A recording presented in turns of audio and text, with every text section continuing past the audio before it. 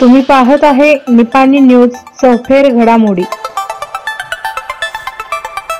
निपाणी तालुका मूळ गाव सांब्रा सध्या येथील रहिवासी व शहर पोलीस ठाण्याचे सहाय्यक उपनिरीक्षक S.A. पाटील वय वर्ष 56 यांचे गुरुवारी दिनांक 22 रोजी निधन झाले। त्यांच्या मागे पत्नी, मुलगा, मुलगी, जावई असा परिवार आहे। रक्षा विसर्जन शनिवारी दिनांक 24 रोजी आहे।